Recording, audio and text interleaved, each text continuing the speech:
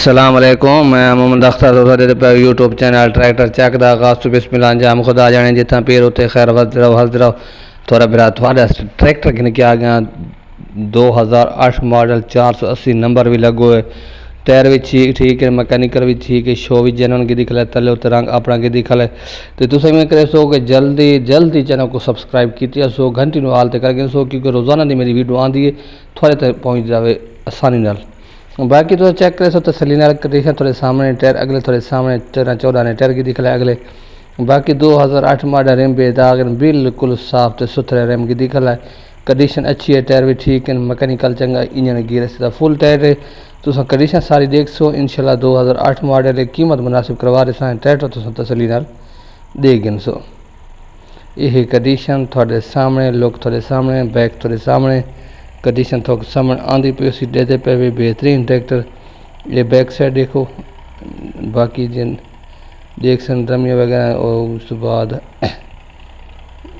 हांडा tube देख सकते, condition देख सकते, टायर पिछले देख सकते, बिल्कुल बेहतरीन ट्रैक्टर, मैकेनिकल चंगा, इंजन गियर चंगा।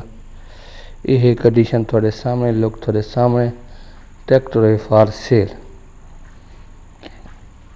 ये चेक करो तसली नाल, जिस बहन पास आवे वो रब्ता करे आ वने घिन वने। ट्रैक्टर बहुत चंगा है, मैकेनिकल चंगा है, गियर हिस्से का फुल टाइट। कंडीशन थोड़े सामने आंदी पई है, बेहतरीन ट्रैक्टर है, साफ से सुथरा। ये ट्रैक्टर जिस भाई ने पास आवे वो रब्ता करके आ सकता है। ट्रैक्टर बहुत चंगा है, मैकेनिकल भी चंगा है, गियर से चंगा है। ट्रैक्टर की मुकम्मल लुक चेक कर सकते। ट्रैक्टर साफ सुथरा, वड्डी बैटरी, सलाह स्टार्ट, सामान बगैर जी डिमांड में थोड़ा दसन वाला डिमांड मिले वैसी बिल्कुल साफ ट्रैक्टर है, कोई त्रुट भान ट्रैक्टर ही को नहीं।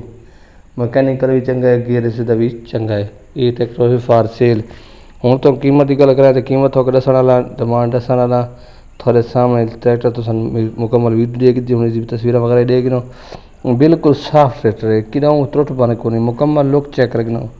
बाकी ट्रैक्टर की डिमांड है सारे वहाँ ट्रैक्टर डिमांड मालिक करें पे तकरीबन 12.5 लाख डिमांड है। 2008 मॉडल है, 12.25 के बड़े, पूरे 12 के बड़े ट्रैक्टर बड़ वैसी मालिक की मजबूरी है, मालिक फार सेल करना चाहता है। पहले इस ट्रैक्टर का 13.5 लाख रुपया मंगता है क्योंकि मंद के हालात है वो काम पेशी कर रहे सी।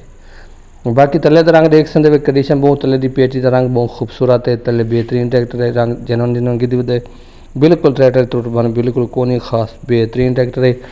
तो आपको नंबर दे सारी नंबर पर रब्ता करके आ सकते, व्हाट्सअप नंबर है। बाकी कंडीशन थोड़ी सामने तो लोकेशन जिला बखर इलाका नामा झंडा वाला उसके इर्द गिर्द नज़दीक खला है। बाकी ये ट्रैक्टर देख जिस वीडियो पसंद आए जल्दी चैनल को सब्सक्राइब करो, इस नंबर पर रब्ता करो। अल्लाह।